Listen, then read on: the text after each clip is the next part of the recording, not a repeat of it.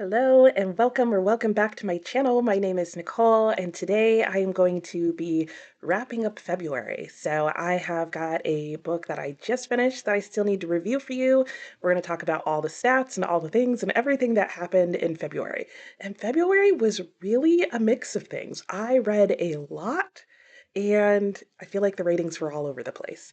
But before I get started with my February wrap up, let me tell you about the last book I finished in February, and that was Black Empire by George Schuyler. Yes, I also learned that his last name is pronounced Schuyler, which always confuses me because in English I feel like it should be Schuler, but it's not. That's not the point. Anyway, Black Empire. This book really took me off guard. So let me tell you what it's about because this is one of the books that I would definitely say the back is probably going to throw you off based on what the book is about. So at the end of the day, Black Empire was written by George Schuyler, and it was actually a serialization of some works of his that were basically interrelated, but that even the editor acknowledges he probably never intended to be bound up as one book. In fact, this isn't even actually one book. This is a combination of two different serializations. One of them is called The Black International, Story of Black Genius Against the World, and the other one is called Black Empire, an imaginative story of a great new civilization in Africa. And my suggestion would be to read them as two separate books. I read them back to back as if this was one whole novel, and I'll talk about what that ends up doing to your plot in a moment. But overall, this is a story of Carl Slater who ends up running into a mastermind genius named Dr. Belsidus and becoming part of Dr. Belsidus' underground organization, Black International, whose one and only goal is to use Black genius to help African Americans get from under white supremacy and to then give them their own place where they can be free to use their intelligence and build their own society and community where they can operate to their fullest ability. That all sounds good. The way it works out, though, very, very different. I think going into this book, one of the things you should know is not even so much the different things that it talks about, but the type of fiction and genre that is incorporated into this. This book was written in the late 1930s, so think like Marvel superheroes and comic books are coming around. You've got a lot of detective and secret agent fiction. So there's like a whole pulp fiction category that is going on in writing as well as pulp fiction magazines. George Schuyler serialized these works, so they came out, I don't know how frequently, but weekly, monthly, whatever, and they were published in these pulp magazines. And the different genres he incorporates in them are the late 1930s genres of science fiction, aviation fiction, detective fiction, and sort of like the classic secret agent thriller. So think like James Bond mixed with Dick Tracy, sci-fi, and flying. That's that's kind of the combination of all the things that are in this book and then some. And it's interesting how he uses these genres. He blends them up, and for some of them, he turns them upside down on their head. So, for example, with the detective fiction, normally you would be following the detective trying to break the crime syndicate. In this case, you're with what are basically the criminals, and they are trying to avoid the detectives. And then in a secret agent, you usually have the secret agent trying to figure out and take down the spies. Again, in this one, you are with the conspiracy group who is taking out the spies themselves. So you have like the reversal of some of the typical tropes in there. However, he did keep a lot of your other typical tropes. So this is definitely early sci-fi where the focus is on advancements in technology helping you accomplish what you want. There's definitely some femme fatale romance going on in here and those different types of things. So let me go ahead and tell you about the highs and lows for this book. For me, the high in this book was definitely the plot to some extent, and in that manner, I'm referring just to the sequence of events and the pacing. The actions and the events themselves, I'll talk about in a bit. But this was a really fast paced book. There was a lot of action, and you go through it very quickly. This entire book is told by our first person narrator, who is Carl Slater, who is a newspaper man at the start of the book and then ends up getting mixed up, like I said, with Dr. Belsidis's Black International Conspiracy Group. And you move quickly through everything that goes on here, and there is a lot that happens. You have to have the entire international organization get money, build up to the point where they can escape the US or wherever they're being subjugated. You need to get them over to Africa, which is the goal. And, you're fighting enemies, and there's aviation fights and all of that along the way. So, super exciting, well paced, lots of tension. In fact, I would say the second part of the book is even better paced and more action, lots of cliffhangers, that kind of thing. That said, however, this book also had a lot of lows for me, and one of them had to do with the plotting. And in terms of the plot, it had specifically to do with the actions that the people were taking. A lot of this book looks at the idea of retributive justice, and in fact, I wouldn't even say it explores retributive justice. It takes for granted that that is the type of justice that um, is good and that these people need to use. And they do a lot of, at first, questionable things. And then as you go along, I would say despicable things. Things that at the end of the day, during times of war, are considered crimes, even in a time of war. And to them, that's all okay because, it's been done to minorities around the world, which is true. But I tend to fall on the side of two wrongs don't make a right.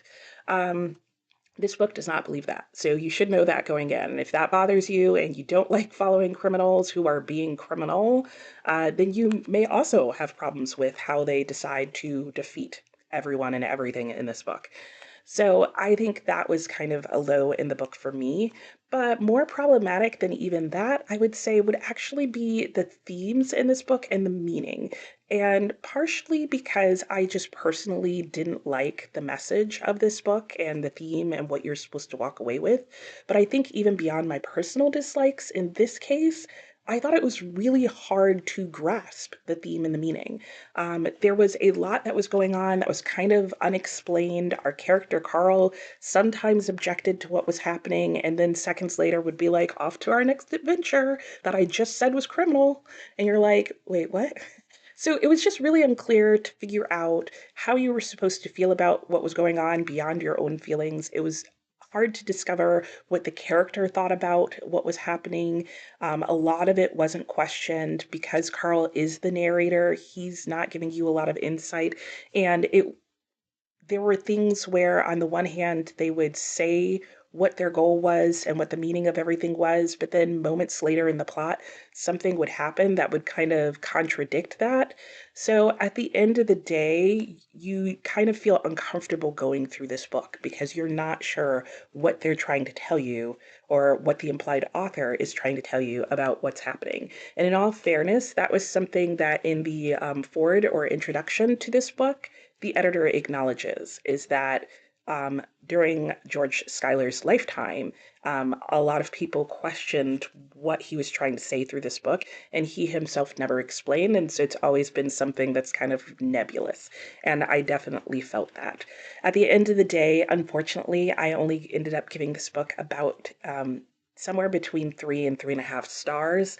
I'm really kind of on the fence because this book really is a product of its time in terms of the plot, and there's a bit of it that can feel kind of cheesy.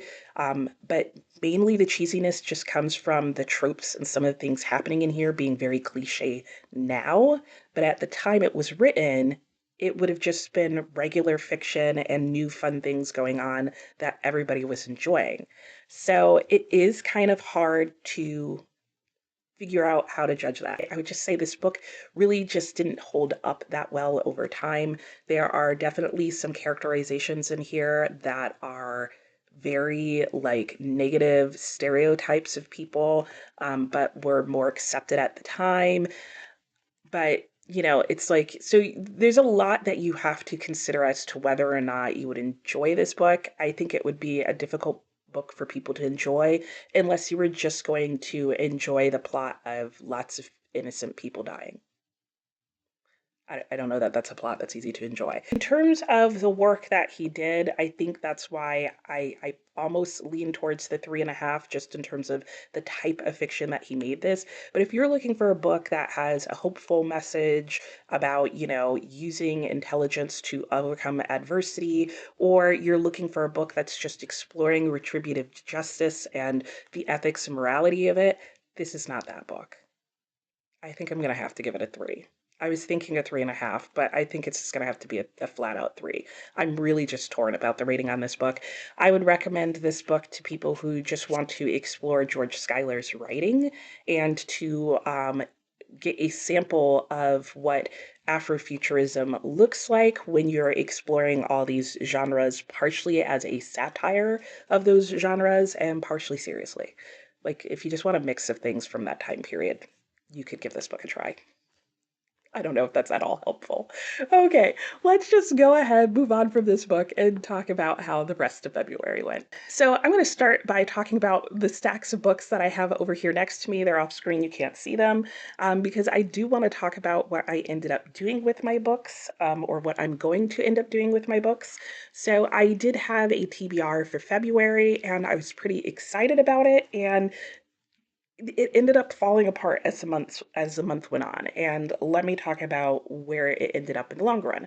So first of all, here are 3 books that I did not read this month: Lovely One, Tender as the Flesh, and The Known World. All 3 of these were on my TBR for February, and here's what ended up happening with them. Lovely One, I ended up deciding I really want to listen to this on audiobook, and I put in for the audiobook. I think I'm still on like a 20-week hold. So that will be read when I eventually get it. These 2 books, unfortunately, ended up falling to the wayside simply because of the first couple of books I read this month. I started with a couple of books that were pretty dark and sad and heavy. I know Parable of the Talents was one. I don't remember what the other 1 or 2 were, but by the time I got to these on my list, I was just like, I can't read another dark, sad book. So I just had to put these aside, and I was like, I'll incorporate them at some other point in the month. But just the idea of reading these in February just seemed too bleak. I think it was also like really cold and actually bleak outside at the time they came up. So all 3 of these will just be going back on my bookshelf. I did then attempt to replay my TBR or swap those books out or something along those lines. And that ended up helping me get this book on my shelf, Fanny Hill, and I just ended up realizing this book is not for me at all and is going to be Unhauled. And I did mention in my most recent weekly reading wrap up why it's going bye bye. Free Food for Millionaires was also on my TBR, and guys, it was just boring.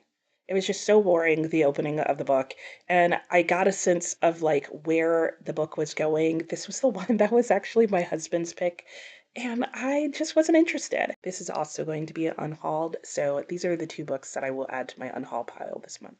This book will also be added to my unhaul pile. This is a book that I picked up later in February. I took 1 week where I just focused on reading TBR vets, and the outcome of that, there's a video coming up where I will talk about, all the books I read during that week and my thoughts on them. But spoiler, I did attempt to read this book. I didn't end up reading it, and I decided to unhaul it. Here's everything that I read in the month of February. Let's pull up the book stats and go over all of that. So here are my stats from the story graph up here on the screen for you to see. And like I said, had a really good month in some ways. Let's be honest, in some ways. So I read a total of 14 books, and those are 14 books that I finished. I was actually reading more than 14 books, and we'll talk about that in a moment. But look at that page count number. 3,000 a month is my goal, and I'm not going to lie, there were a couple of days where I read nothing or only read a handful of pages. Now, the downside of the month is look at that rating. 3.93. I definitely had some duds this month. Okay, so here's all the books that I read and finished this month, as well as their ratings. And yeah, I'm really happy to kind of have this all in one picture. It's pretty satisfying. So I had 5 books this month that were just complete duds to me. That said, the other 9 books on here were all 4 or better. So I'm really not upset about that. And they weren't just 4 stars. I actually had three that were 4.5 stars. So right on the verge of being a five. So I do have to say, even though my star rating overall was at a 3.93, I guess the majority of the month was actually full of good books, but I had just enough that were not great that I'm not surprised that it feels like a not great reading month. In fact, the one advantage of this being in the order I read the books is that you can see that the month ended with some of my lowest reads. So that's probably why I feel like it didn't go amazingly. But I did read some really good books. I don't know that any of these books will be my favorite books of the year, but I did enjoy quite a few of them. And then finally, I always like to show this graphic that shows every single book that I was working on this month. So, like I said, it was way more than the 14. The ones that weren't in that initial picture would be Don Quixote, which I was planning on finishing in the month of February, and I have just stalled out on that book. I have 200 pages left, and I just can't make myself read it. I've put it on pause for now, which you can see on the screen, and my intention is to get the audiobook and finish it on audio because I do want to finish the book. You will see that Carwin the Billiquist is on there, and in fact, that is actually my 15th book. I wish I had have put it into Storygraph differently so it would show you, but it is a bind up of Wieland and the memoirs of Carwin the Billiquist. I did read and finish Carwin the Billiquist in the month of February, but because the book is a bind up, there's no way for me to indicate that I finished half the book. So right now it's paused on Storygraph saying 50% of it was read. But I also rated Carwin the Billiquist like a 3 or 2.5 stars, so it wouldn't have helped my average weight rating. You can see that Free Food for Millionaires is paused. That's going to be changed to a DNF. The Pillow Book is paused, and I actually did not read that at all this month. I am still working on Clarissa, and I am working on Year of Wonder, and I will talk about those in a moment when I talk about my year-long reads. Okay, so next let's get into my bingo board from hell. So here it is up on the screen for you, and I have updated it. I realized after the fact that my update for January was not accurate at all. So not everything on this new updated bingo board reflects everything that happened in February. It also included fixing some of the errors from January. Anyway, this is accurate and up to date as to where I am right now. So far in 2025, I have read 8 of my 25 and 2025 books. This is really good, seeing as how I really only need to read about 2 a month. So I am ahead in that category by 4 books. So I'm very happy about that. I actually did finish one of the 5 series that I want to work on. And I should add that I'm not trying to finish 5 series. I'm just trying to read at least 5 books that are part of series that I have started. So that could just be continuing in a series or finishing a series if that happens. The only thing that won't count in this area is any series that I start, or at least not the first book in a series that I start. So there is one book that I read in the month of February that was part of a series that was Parable of the Talents, and that does actually happen to finish that series for me. For unfinished books or books that I've paused, I did read one book this month that I had put on pause. And that book was A Circle of Elephants. That was a book that I had read the first chapter of sometime last year, and just to get a feel for it, and now finally put back on my TBR and finished it. I have read one book that was related to a book project that I was working on, and that would be A Room with a View, and that is part of my Forster author project where I am pretty sure I'm going to try and read all of his works. The book that I read this month for fear of missing out was my book club book, and that was The Women. I have read no books that are underdogs, and my underdogs are books that are on shelves that viewers got to pick a book off of, but nobody voted for those books.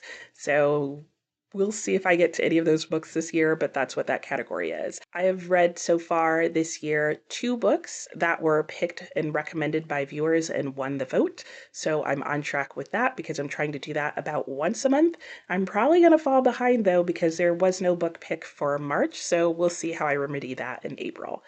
And then I have read two books that I recently hauled. I don't remember what those two books are right now off the top of my head. And I have read four books that were TBR vets, largely thanks to that 1 week where I spent a week doing nothing but reading TBR vets. So that helped. So I feel like my bingo board is coming along pretty well. I have some thoughts about what I might do to sort of tick more things off as I go into the month of April, but right now it's March and I'm just going to focus on my March plans. In terms of other reading events, I'm happy to say that I did read a book for Seriesathon, and that was Parable of the Talents, and that is going to count as my backlist book.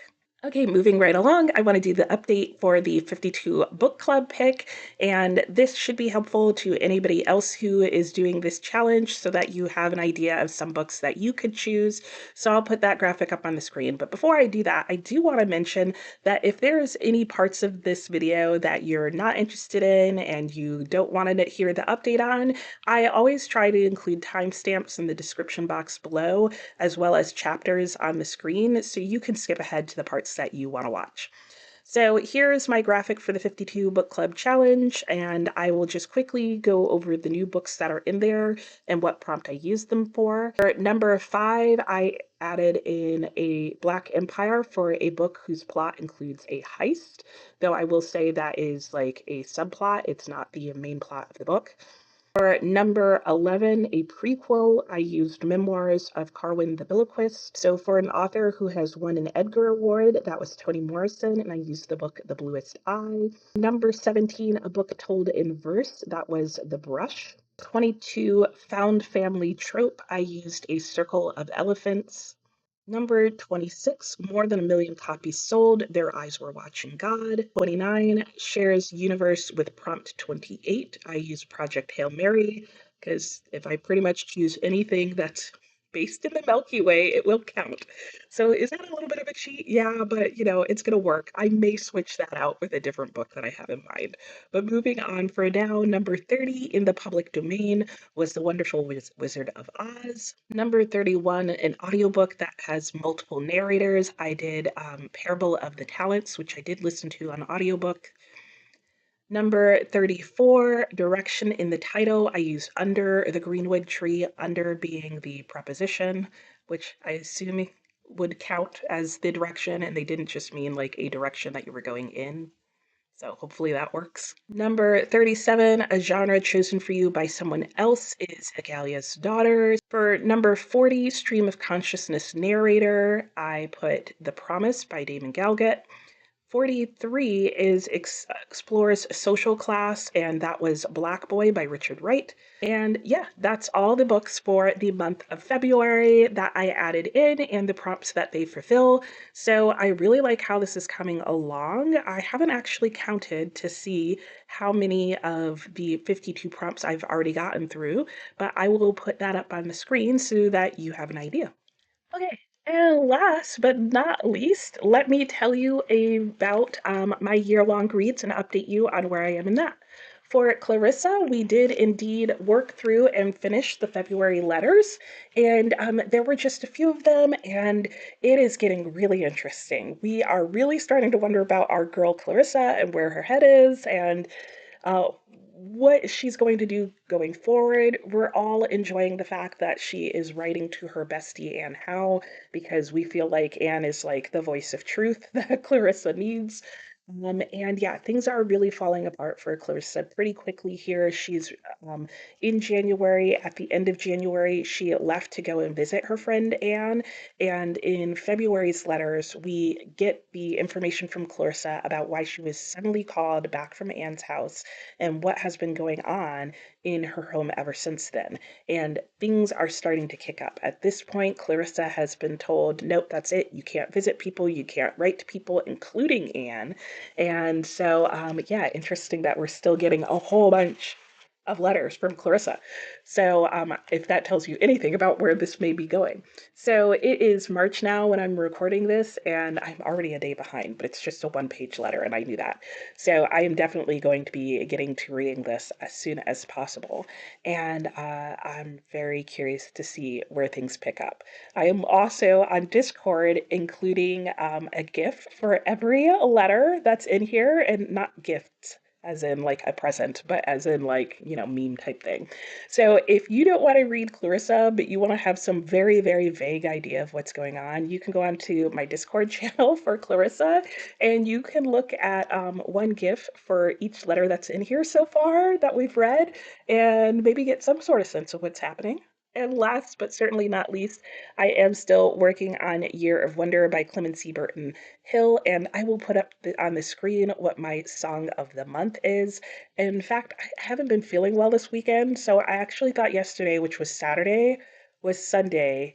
And while it was the end of the month, I also thought it was the end of the week. Anyway, I got super confused.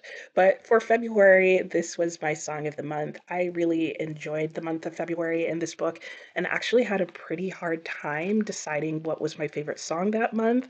So I will, as usual, link in the description box below my playlist of all my favorites. And you can go and watch my weekly reading wrap-ups from the month of February because in each of them, I do mention which one was my favorite of the week. And I personally would listen to any of those favorites. Also, if you want to keep track with us on those and get links directly to the songs, you can check out Discord. I do have a channel on there for us where we're discussing our favorites in A Year of Wonder, and we do provide links for each other to our favorite songs of each week.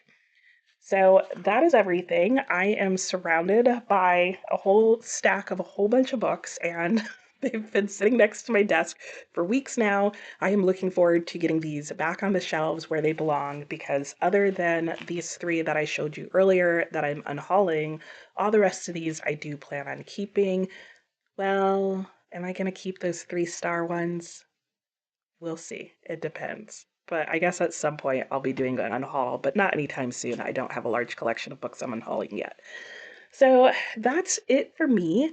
Let me know how your February went. Did you have some excellent reads? Did you have some duds? And what are you looking forward to in March? And yeah, let me know, and I'll talk to you next time.